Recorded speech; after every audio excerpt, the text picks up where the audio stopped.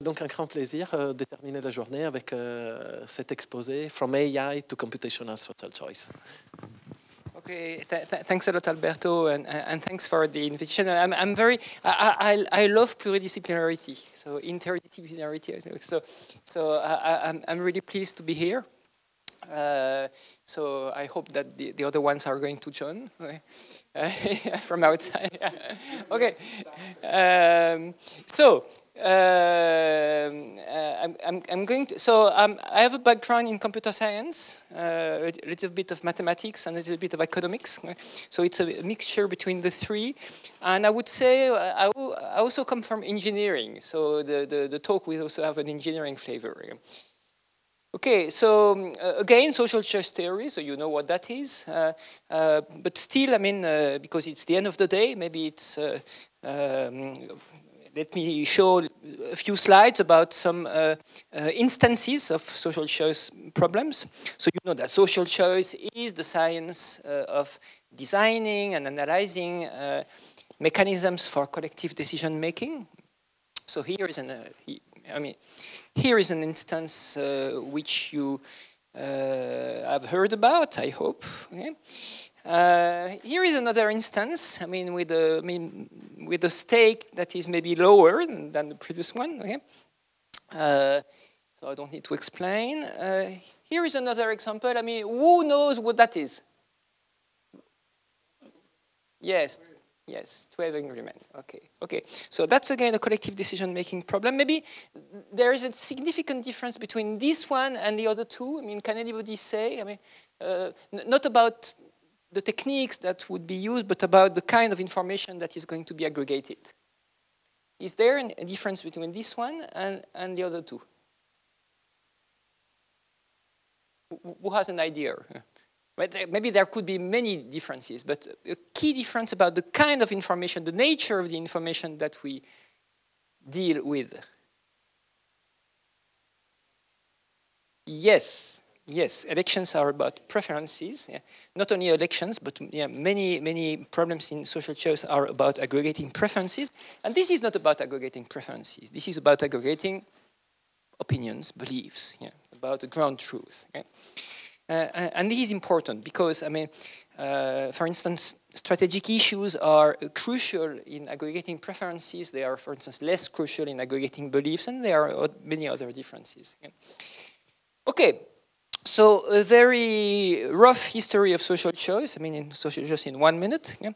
So usually we say there are three periods, sometimes four. I mean, if we include ancient Greece. I mean, if I give a talk in Greece or in Rome, so I mean, I would consider antiquity, but I mean, here I'm in Paris, so I start with Condorcet and Borda. Okay, so some of you might remember in the IEA days in 1789. I mean, most of you are too young for that, but I was there. Okay, so then in the second period is the birth of modern social choice. I mean, where mathematicians, economists come into play. And so what they did at the time is related to the previous talk. I mean, they proved impossibility theorems, sometimes possibility theorems, okay? Such as Arrow's theorem or Gibbard-Uncertain rate. Okay? And then the turn of late 80s, early 90s, and even more in the 2000s, then researchers from computer science and AI came into play and considered, I mean, that was a computational turn. I mean, those researchers considered not only conditions that could prevent the existence of mechanisms or that could allow the existence of mechanisms, but how these functions, these rules could be implemented for real, how they could be computed, how they could be implemented in the real world. Okay? So the rest of the talk is a collection of simple examples about, I mean, it's like, you know, a smorgasbord, if you know the word, of problems that we deal about in the community. And so that will not be very technical, I mean, and you can interrupt me when you want. It's the last talk of the day, I mean, you need to be awake, so you can interrupt me when you want. Okay? Okay, yeah, this is not exactly the start, but so in the rest of the talk, I mean, I will use different kinds of inputs. So sometimes, so suppose here that, okay, first of all, yeah. So, so we have agents, a finite set of agents, okay? And we have also a finite set of candidates. Okay? And the output is, of course, I mean, if we want to consider a social welfare function, the output would be a collective preference relation, but very often I consider a voting rule that will output simply an alternative, sometimes a set of tied alternatives. Okay, so I mean, a very simple example is, I mean, choosing the temperature in the room, supposing that we have control over it. Okay? So there could be various input formats that will, of course, influence the kind of functions that we use. Okay? So we could have uninominal ballots where everybody would name their top temperature, their ideal temperature. We could have ordinal ballots where you see that everybody gives a ranking over a temperature.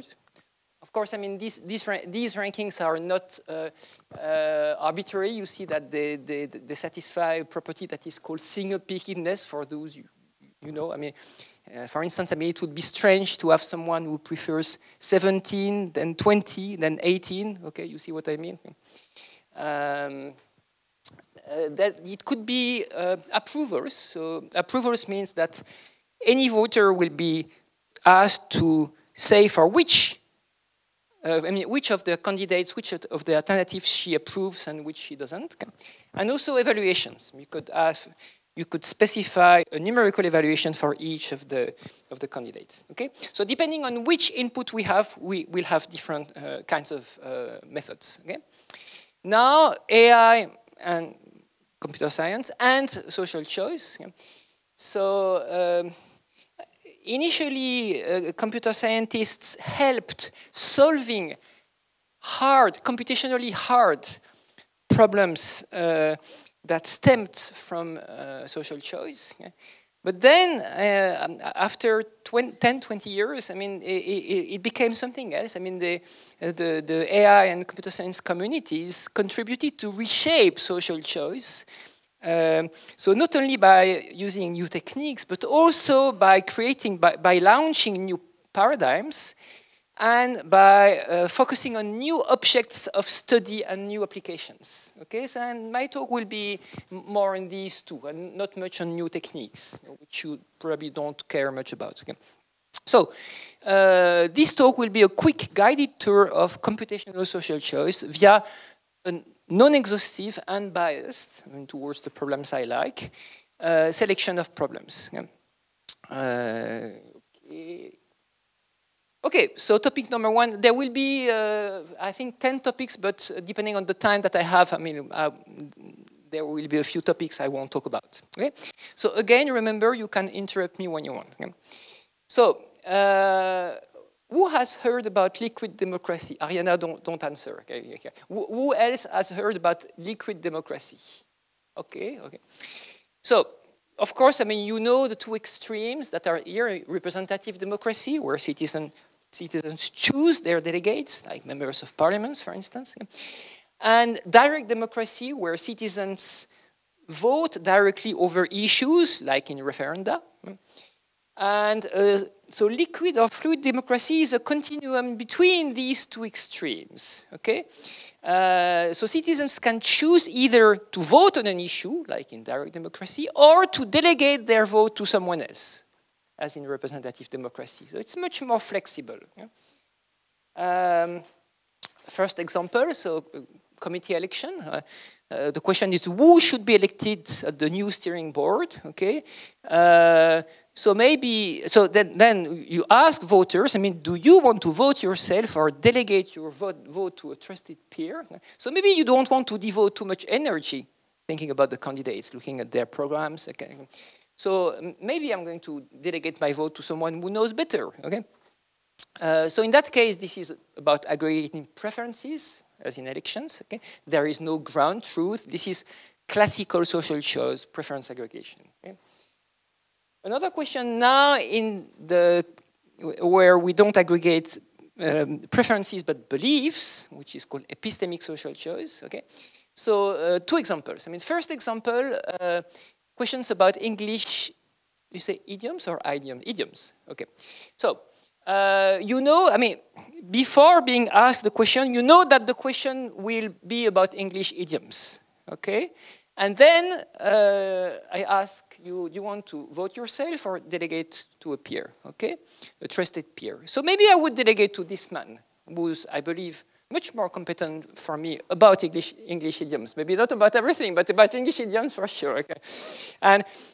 But then, if the question is about landmarks, I mean, you're shown landmarks of well-known places, and you have to say in which country they are. I wouldn't trust Boris Johnson for that. Yeah, so I would vote. Yeah, so this is about epistemic social shows, such as in the 12 Angry Men movie. This is about aggregating beliefs about a ground truth. Okay, so actually what's nice with epistemic social shows is that it gives a way of evaluating liquid democracy. And there were experiments actually about whether allowing people to delegate to people they believe are more competent than them helps finding the right decision. And it does help, okay?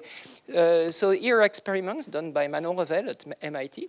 So here is the delegation graph. Here you see that, and this is, actually this is about the competence measured by the fraction of correct answers they gave.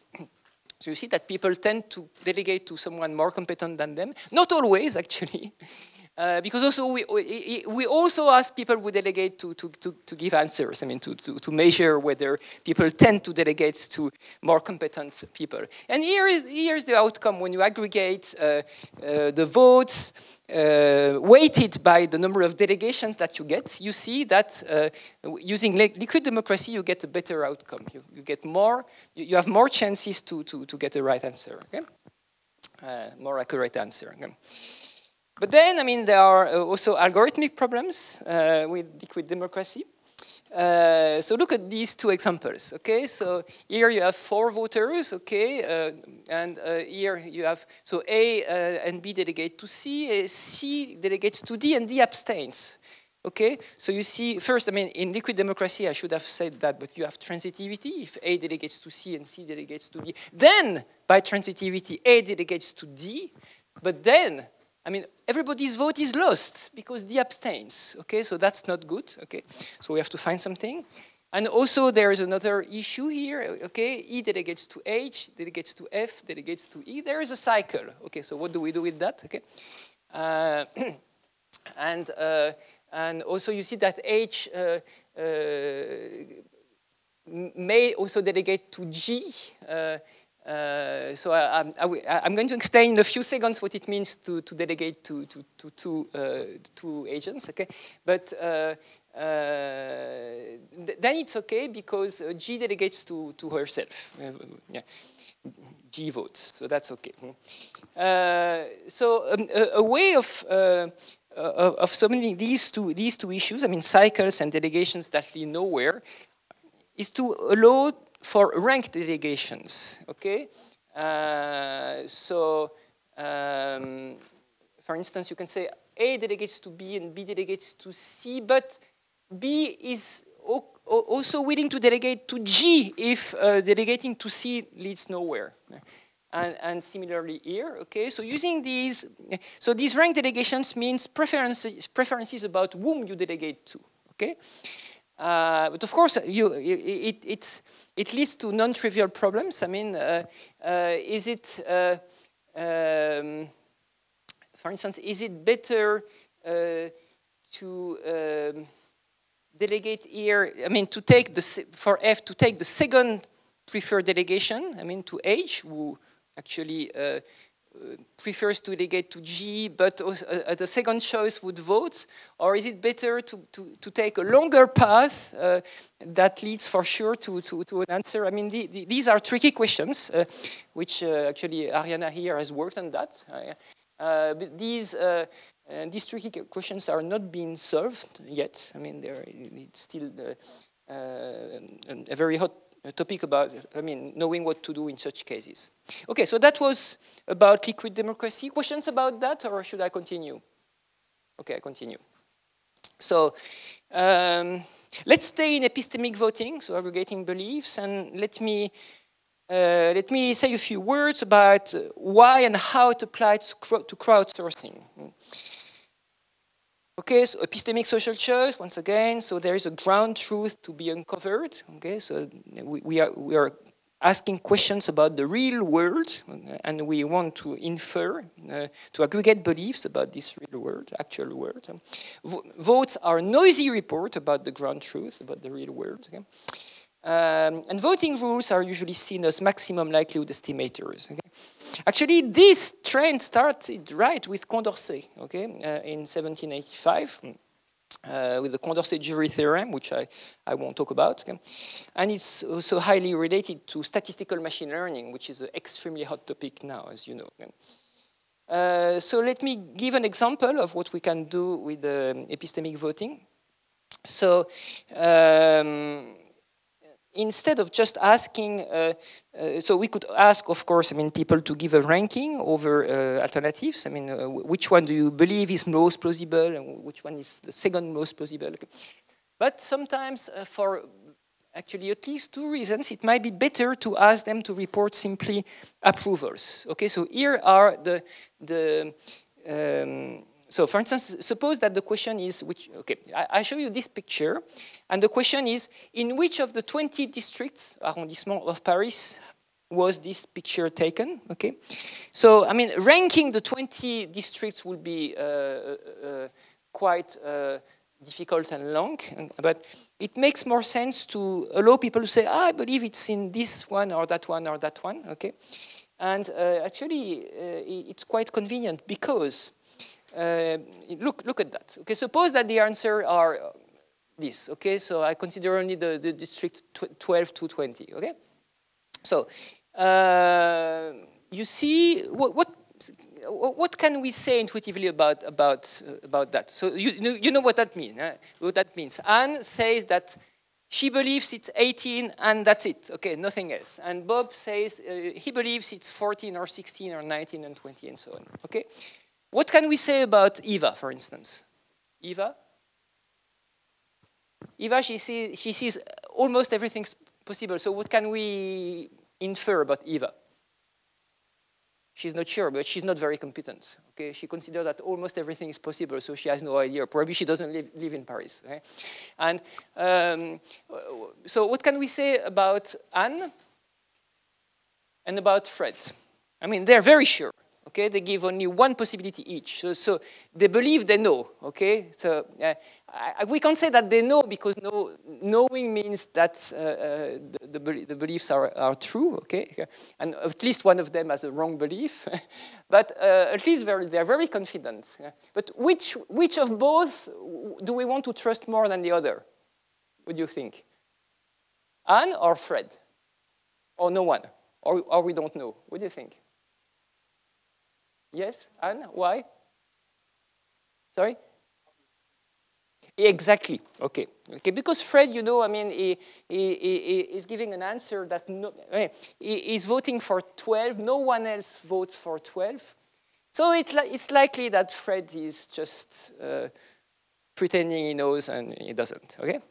So there are lots of things we can infer about these votes, and so we can use these intuitions actually to weigh the voters by some measure of confidence. Okay, so using what we have said, we said Anne, we should give her high confidence, and Fred a low confidence, and Eva as well for very different reasons, and so on.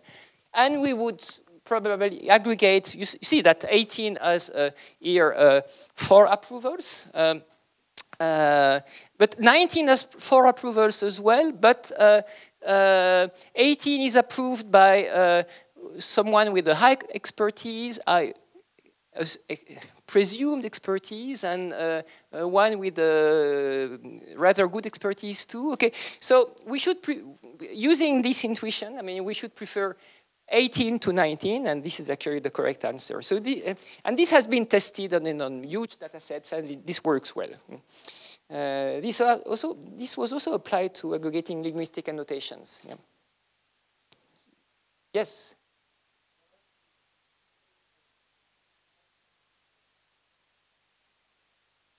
Okay, so there are two arguments for that.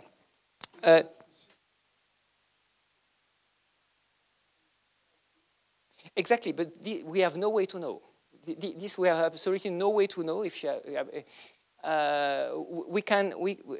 statistically. I mean, suppose that we have thousands of voters. Statistically, people who give only one answer, they tend to be correct more often. I mean, they tend. I mean, if I ask you about in which year Napoleon Bonaparte was born, okay? If you tell me, does anybody know? I think it's 1760. He was very young at the time, 1765, something like that. Okay. If you give me a date like that, it's likely that you know. Okay, I'm ready to believe you. Of course, there is a probability that you're mistaken, but statistically, I mean, people who give only one date, they would know. Okay? But then, the second reason is that Anne gives an answer that is also approved by many other people. So it looks like it's a non-stupid answer. Of course, I mean, there is absolutely no proof. I agree with you. But statistically, it works. Because he gives... No, he's confident. I said he's confident. But he's not reliable. He doesn't look reliable. But he's very confident, of course. Yeah, yeah. Confident is not enough. But I'm an engineer, so what counts is that it works. I mean, yes?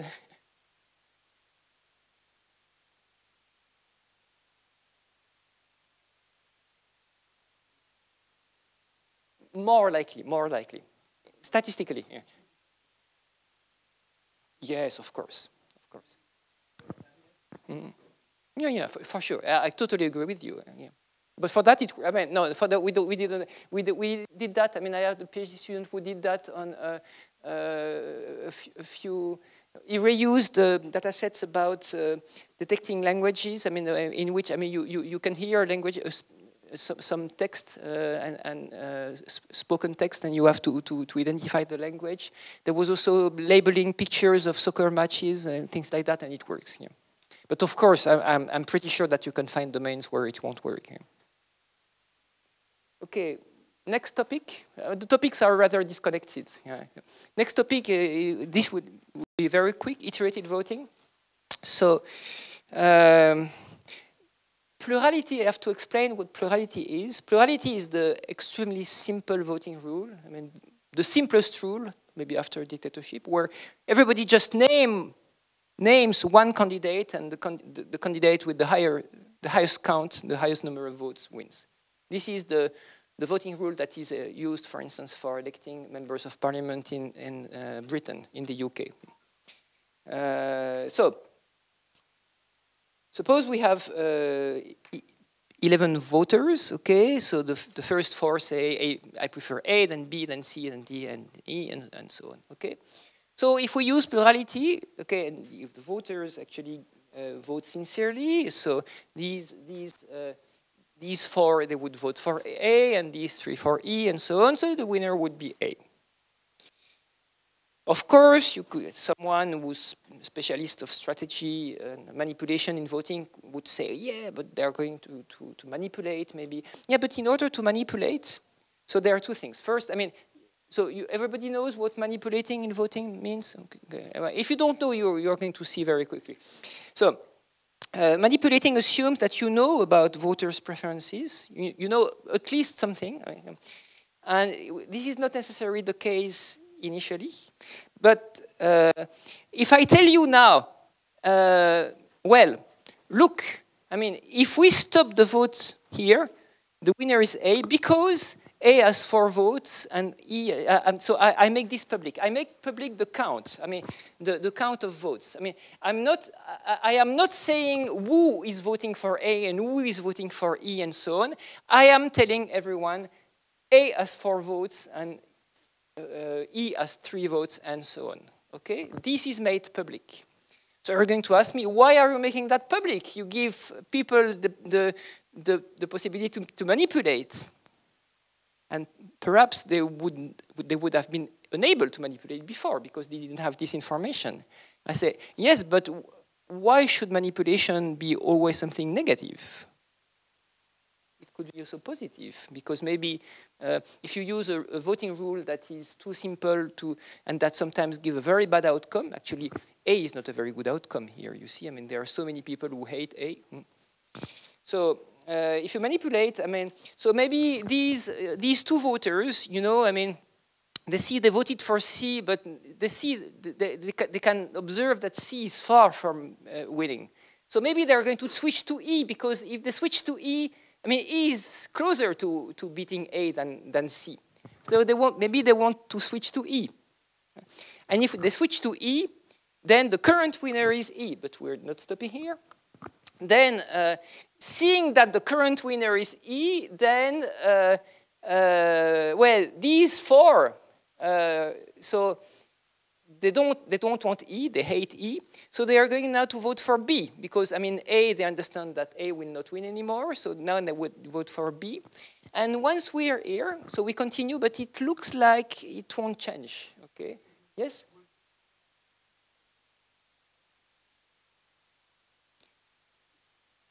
I'm giving you 2 answers. Either you fix a number of iterations from the beginning, you say 5 times maximum, or you just, I mean, in practice, what you would do is that you would let, this would be on a website, you would say the website will be open until tomorrow noon, okay? So you can change your vote as much as you want, okay? So there is no fixed number of iterations, but there will be I mean, sometimes, most of the times, not always, most of the times, convergence will be reached. Here, I mean, once we have this configuration with B winning, there is little chance that it can change. Maybe some voters will change their, but probably, I mean, things won't change much. And so if you reach, in most practical cases, you will reach convergence.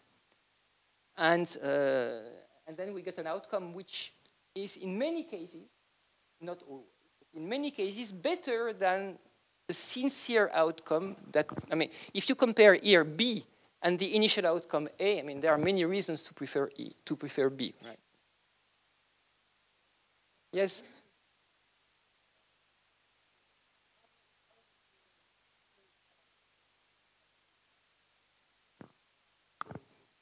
Yeah, how would you, okay. Why would I say that B is better than A? No.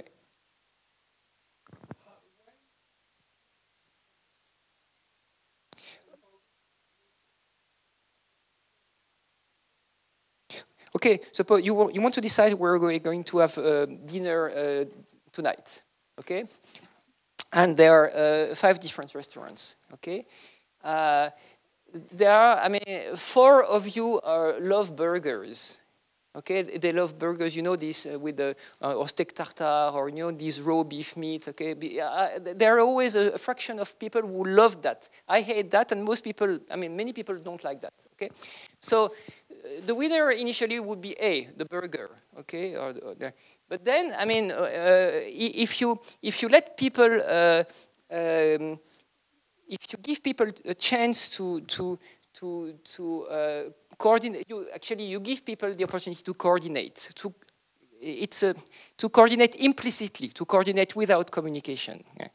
And then you can reach an outcome which is arguably better. I can explain why I believe it's better. It's more consensual. Here, B is much more consensual than A. Okay. So you give people the ability to coordinate without communication.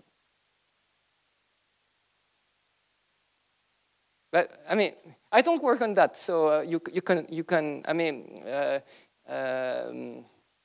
I can understand why you're skeptical, but I would be rather positive about this kind of thing.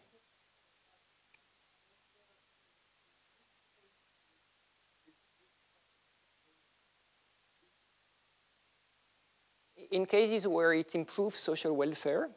And so I didn't want to show any theorems, but actually there are people who showed that under certain assumptions about voters' preferences, I mean, this kind of iterative voting does improve social welfare.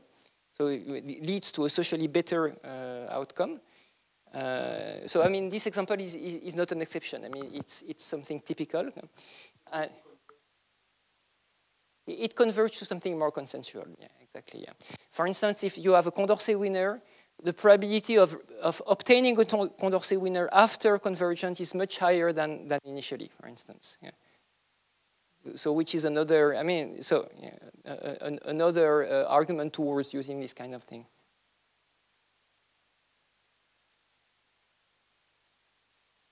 Yeah, actually, this is yeah, this is exactly the answer to your question. 4, you can stop me when, but 4. Let me think.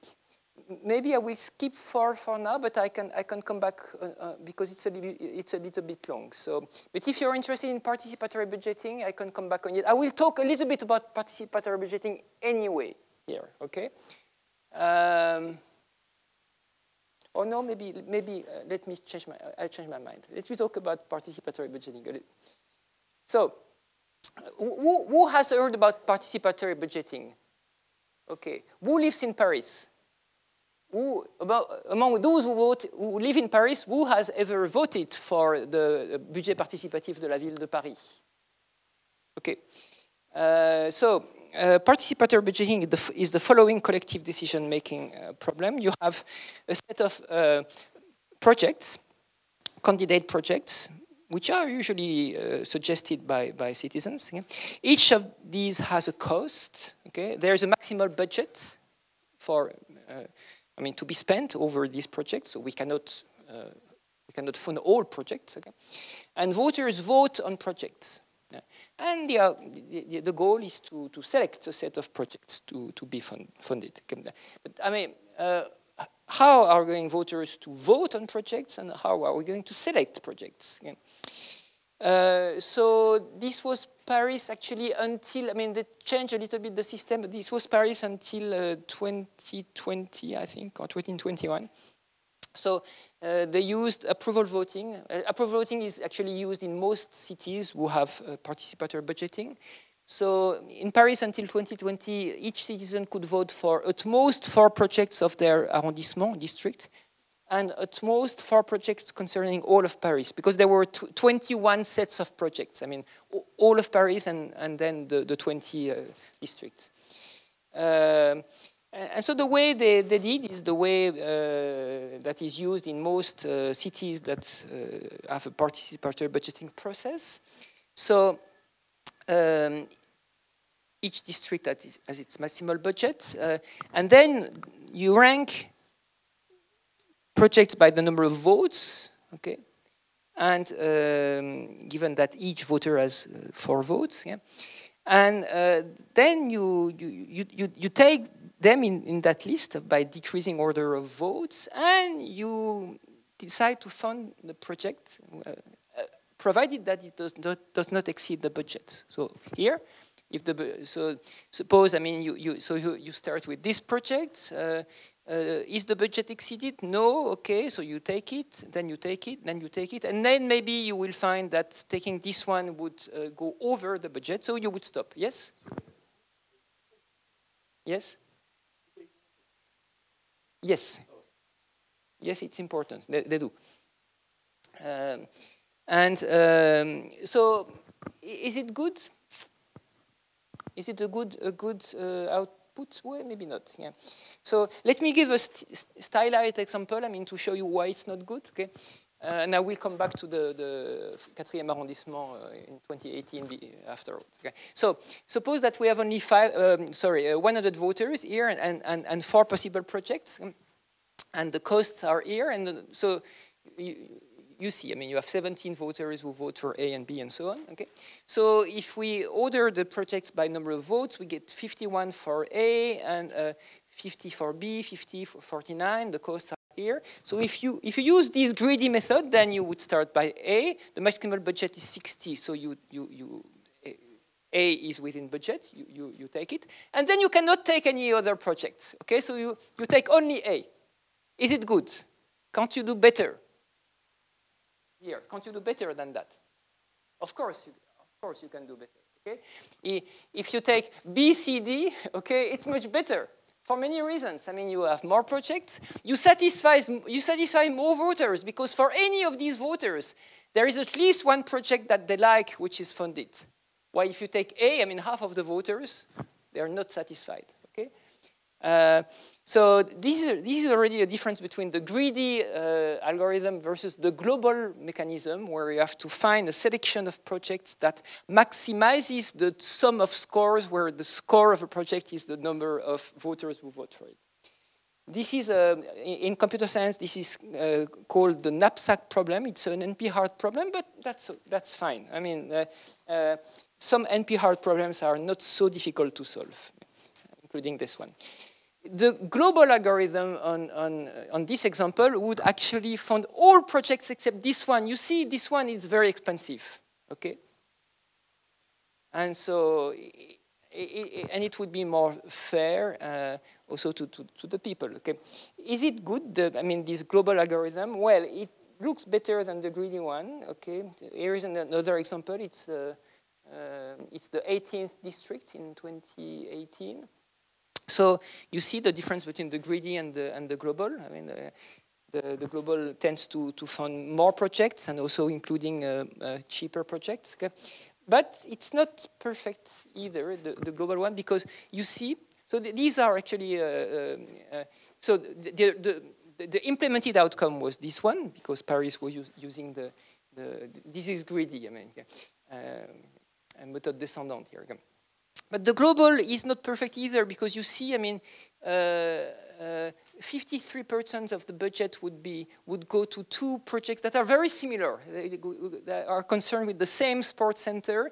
Plus, if you add this one, I mean, you get 59% of the budget that goes to sports projects. Okay, so this is still not perfect, and there are actually improvements to make the selection fairer. I mean, more fair, more proportional. But I won't have time to give details about it. But it's a very hot topic right now. Fair methods for participatory budgeting. Alberto, can you tell me how much time I still have? Oh, while you're checking, I'm going on.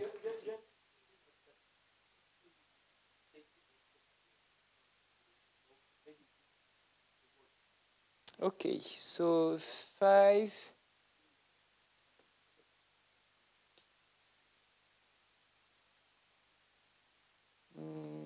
Let me skip 5. Maybe I will come back. Diversity, 6.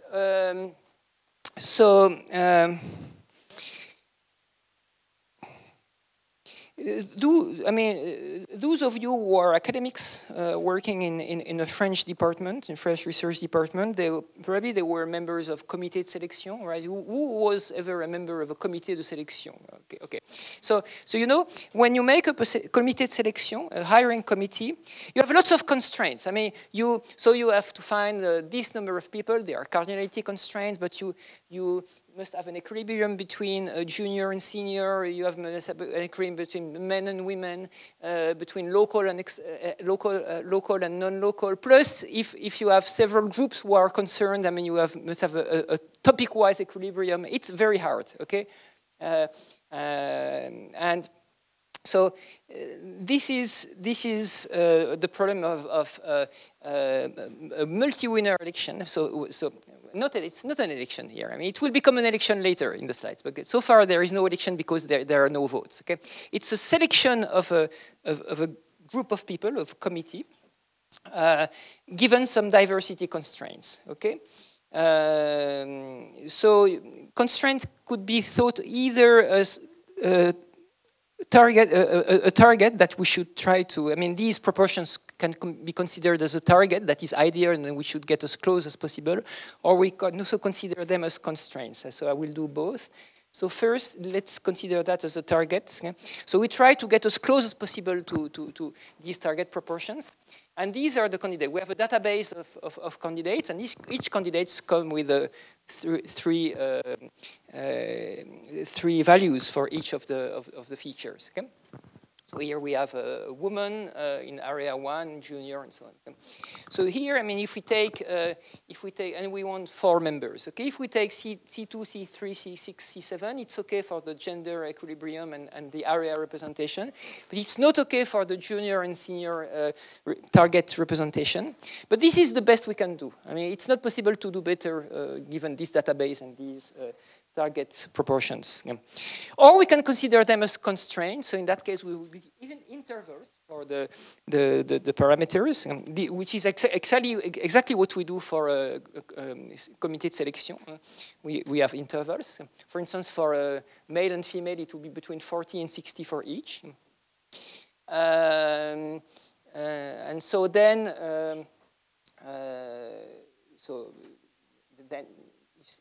then we can do better, but also because if we have constraints, it could be that not only there will be one, hopefully one solution that will work, but maybe we have several ones. And then how are we going to choose between several committees that satisfy the constraint? Maybe we have votes, okay? So you could ask the question, among the committees that satisfy these constraints, which is the one who has the more votes, okay? And so this is the kind of questions that some people are looking at in the community. Of course, I mean, so there is also an online variant, okay? Suppose that you're going to ask the people in a sequence. You are going to ask the people in a sequence. You're going to send them an email. Are you willing to participate to this committee? And they're going to, I mean, this is how people do in reality. In real life, this is how they do. They do it sequentially. And then, so how does it happen? So maybe, let me give another example where this happens. I mean, this online selection. Okay. You know the citizens' convention, such as in France, the Convention citoyenne pour le climat, or in the UK, there was I mean, there are in many countries, there were also like such conventions, citizens' assemblies. So what you can do is, I mean, because you want, in the end, you want a good representation for each of many parameters, like gender, age, and so on.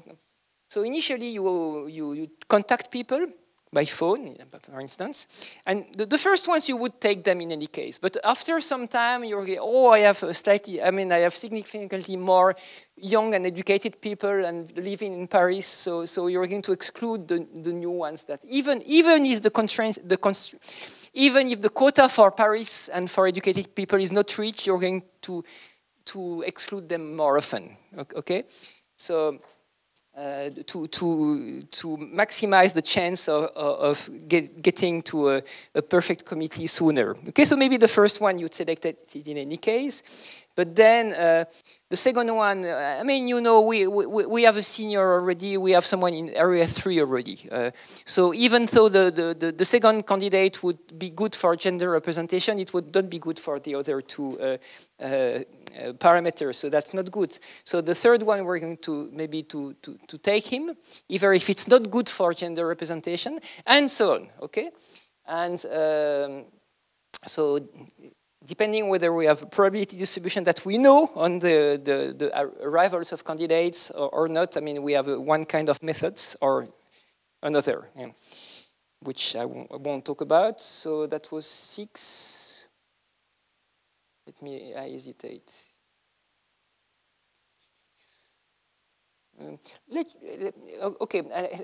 Let me say I'm going to talk about one more. So you have the choice between long-term fairness, or voting with memory, fair division of indivisible items, or stable matchings.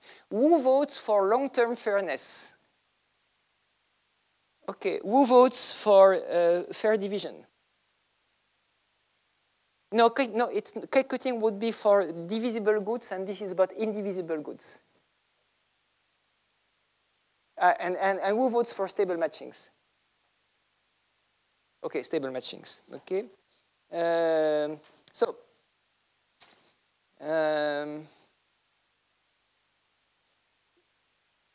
you know, I mean, some of you may have children who are at the age of applying to universities, okay? So they use Parcoursup, you know, but I mean, in every country you have different systems, but I guess in most places now you use such systems for matching students with the universities. Okay? So here it's an example with doctors and hospitals, but I mean, it's the same. So assume we have 4 doctors, I mean, Anne, Bob, Carole, and Franz, okay, and 3 hospitals, okay, Nancy, Metz, and Strasbourg. I come from the Grand Est region, yeah. So, Anne says that she prefers Nancy to Metz, and she doesn't rank Strasbourg, which means that she doesn't want to go there. If she prefers not to be assigned at all than to be assigned to Strasbourg. Okay? She prefers to be unemployed than going to Strasbourg. I don't know why, because Strasbourg is a really nice city, but anyway, I mean. Bob has preference Nancy, Metz, Strasbourg, and so on, okay? Nancy has only 1 position, and Nancy has, I mean, they have their criteria, and they would prefer Carole to Bob, to Anne to Franz, okay? And Metz has 2 positions, and this is their preferences. And Strasbourg has only 1 position, and would prefer Bob to Carole, but they don't want Anne, they don't want Franz, for some reason. Okay? So, consider this solution, okay? This solution sending Bob to Nancy and Carole to Metz and Franz to Metz. So this is okay for the say capacity constraints because Metz has two available positions, okay, and Nancy has 1. Okay? And we don't send anyone to Strasbourg. Is this solution acceptable? What do you think? Is it acceptable? Don't tell me it's not acceptable because Strasbourg doesn't fill its position. This is not enough a reason, yeah. Well, it is not acceptable. Why isn't it acceptable? Because Anne would prefer, Anne is not assigned here, but she would prefer Metz to nothing, okay? You see, I mean, here, okay? She would like to go to Metz. Huh? And Metz would prefer Anne to France, who is currently assigned to the hospital in Metz, okay? So this matching is not stable, okay? So it's not acceptable. We can do better, okay?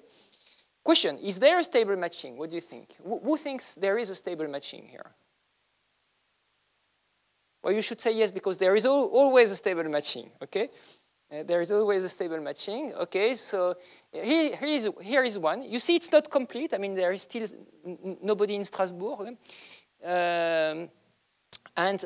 So why is it stable? So this is a little bit long no, not that long, but we should have to consider all possible pairs that are not in the matching and show that you cannot object with such a pair. For instance, if you object with Anne and Nancy, I mean, Anne would indeed prefer Nancy, okay? But Nancy does not agree. I mean, Nancy, they prefer to have Bob. Nancy, they prefer to have Bob than Anne, okay? And you can do that with any pair, and you will see that there is no acceptable objection. So this matching is stable, okay? Well, in general, so there is always a stable matching, okay? This is a well-known result by Gale and Shapley in '71, I believe. Actually, Lloyd Shapley got the Nobel Prize in economics for that. I mean, it was in 2012, so David Gale was no longer here. I mean, it's also known that, I mean, whether you start with hospitals, so whether you give priority to hospitals or priority to doctors, you can get different matchings. Sometimes it will give the same matching, but sometimes it gives different matchings, okay? So it is well known. There are hundreds of papers about that in economics, in computer science, in mathematics, maybe in philosophy, I don't know, you know better than me. This I will skip. I mean, people working, exploiting data, I mean, large data sets about collective decision making. Engineering, so social engineering in my university, trying, I mean, 5 years of construction works and reassigning people's offices, I mean, in different phases, I mean, for the next 5 years. So this is going to be for real. I mean, this is not just a game, yeah. Okay, yeah, and so let me, I skip. So maybe, so when I gave this talk first, I mean, I wanted the attendees to tell me which of these topics they had preferred. So they could vote on their preferred topics, and I just want to is the computer connected to the internet? Or we're going to see soon, okay? Anyway, yeah, autorisé, yes, no, yes. Okay, so you see, so this is the whale platform. So you know, you all know Doodle. Everybody knows Doodle. Who does not know Doodle? Okay, so Doodle is developed by a profit-making company. You have ads, and okay. Whale is developed by people in the University of Grenoble. There is no advertising. It's totally for free. It's used for research, and it's much more. The variety of things that you can do it's much wider than with Doodle. So please use Whale next time. I mean, I will send you the link to the Whale platform. It's really cool. Sometimes it could. I mean, if you use the very latest version, sometimes it will fail. So you should use the second. Yeah, the stable version, yeah. That's it. If there is still time for questions, I would be very happy. Yeah.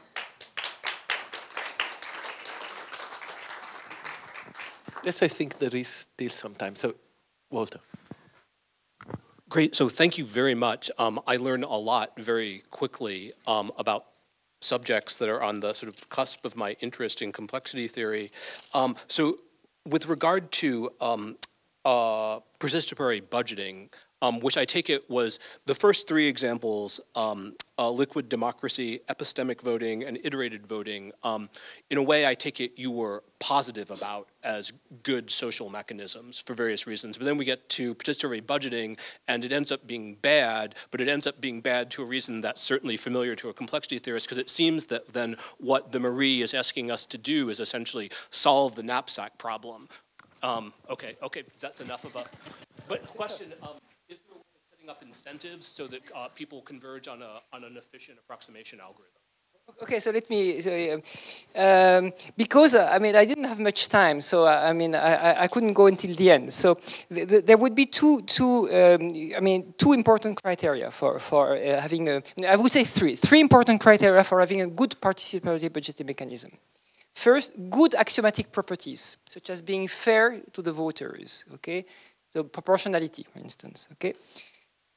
Being simple to compute, which was your question, and being understandable by the people, okay? So, and also, which includes that the input also should be simple to fill in.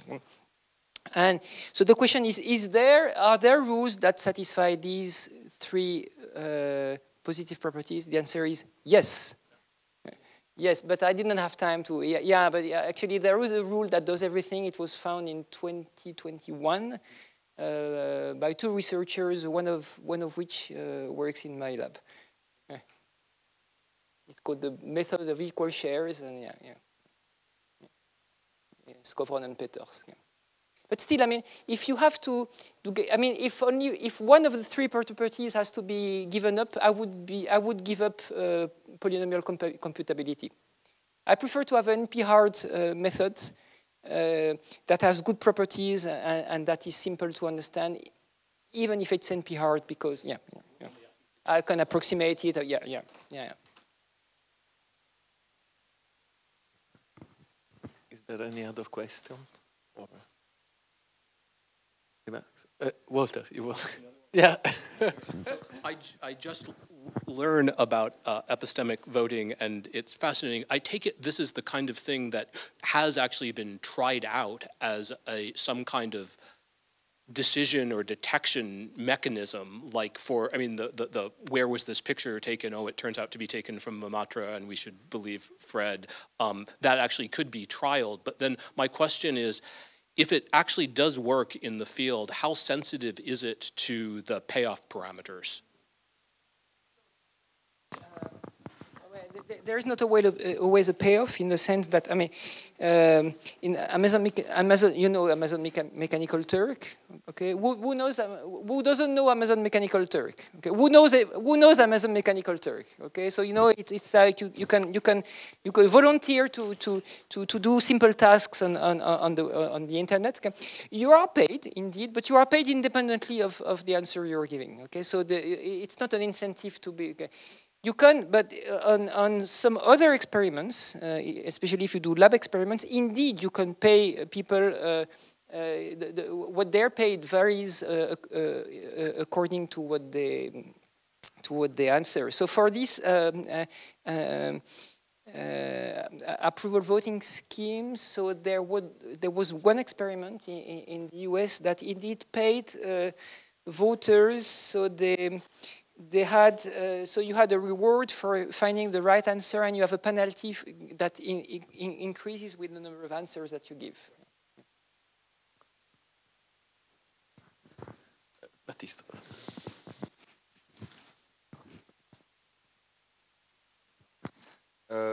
So I feel like your methods are useful to know the answer to a question, but to know what is a true answer, like to know about something, whether where there is a result to know. And but does it work when we try to know what we should do, like what is right or what is politically right? Like we try, like when we try to make a decision, but the decision has no like true or false answer, for instance. Okay. To be sure I understand your question, you know about the moral machine? Who knows about the moral machine experiment? Yeah. If you don't know, I mean, you have to go and look, because this is amazing. Yeah? In the moral machine experiment, you have people being given scenarios where, I mean, they have to choose. So there is a car that is going to crash against a set of people, and whether it goes right or left, it's going to kill a different sets of people, and you have to choose. Okay. I mean, there are very many parameters, number of people, whether you have to do an action or not, and so on. And of course, I mean, you can see that as a collective decision-making problem. Yeah? And then, of course, I mean, so this is about building collective ethics, collective ethical norms. So, is your question about that? Because I'm not sure. No, okay.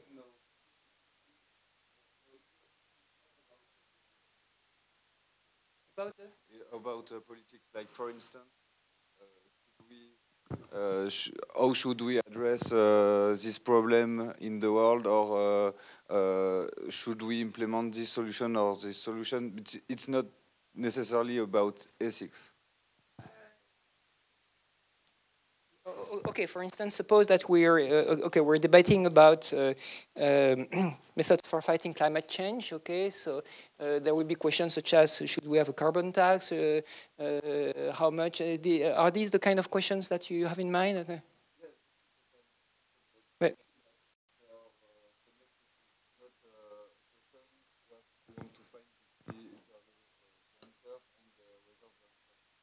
of course, I mean, this is classical social choice. This is a preference aggregation. You have really this distinction between belief aggregation about, I mean, you have beliefs about a ground truth. I mean, when I show you a picture that taken from Montmartre, it was actually taken from Montmartre. This is true. When I tell you, I mean, would you prefer A or B or C to become the next president of the Republic? There is no true answer. Okay, so it's about preferences, and it's the same about taking measures to fight climate change. Yeah. So in classical preference aggregation, there is no ground truth. So you cannot evaluate the outcome of the vote according to the ground truth, because there is none. Henri, the last question. Yeah, okay. No, thinking about your different topics, it looks to me that iterative voting is of a different kind of the others, because it's in the process of interaction, and we could apply this model to all the other topics. Am I right or not? Because it's about, in all the other things, we could have voters look at the results and iterate on it. And so would it work, and would it? Yes.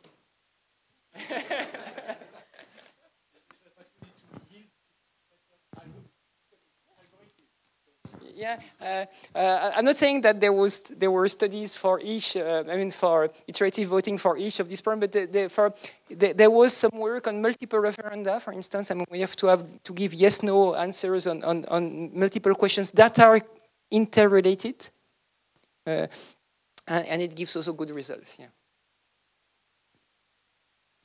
Maybe we should have. Yeah, maybe. So thanks again, Philippe, allez, the very last.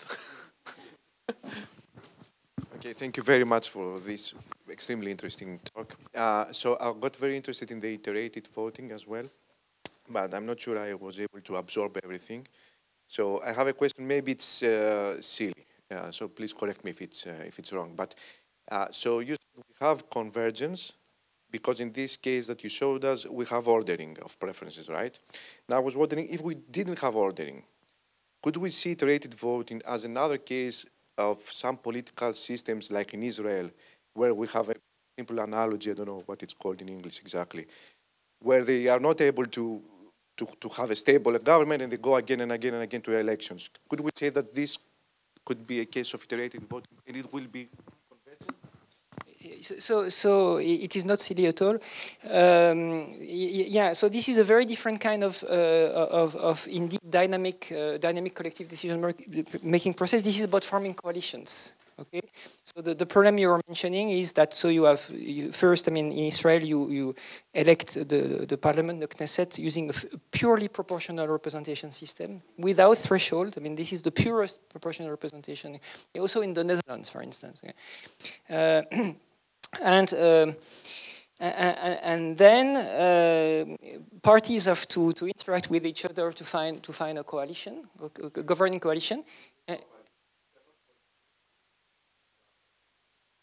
And sometimes, I mean, they must iterate because, I mean, they have to do trade-offs. Okay. And this is not the case only in Israel. I mean, it happened also in other countries. I mean, most countries, democratic countries use some proportional representation. I mean, France and UK and the US are 3 exceptions. But all countries in the EU except France use proportional representation. So this can occur in many countries, and it does occur in Italy, in Germany too. And indeed, I mean, this iteration in coalition formation is a very important problem, and there are lots of worries about that. Yeah. It depends a lot about. I mean, if you don't assume anything about the preferences of the different parties, about the other parties that are going to be the same coalition, no, there is no guarantee of convergence. But if you start by imposing restrictions on the preferences that they have, yes, and then you have positive results. You can converge to the center. Drinks? Yeah. So thanks a lot for this lively talk. So thank you. Yeah. Maybe if I have the list of the participants' emails, I will send the link to the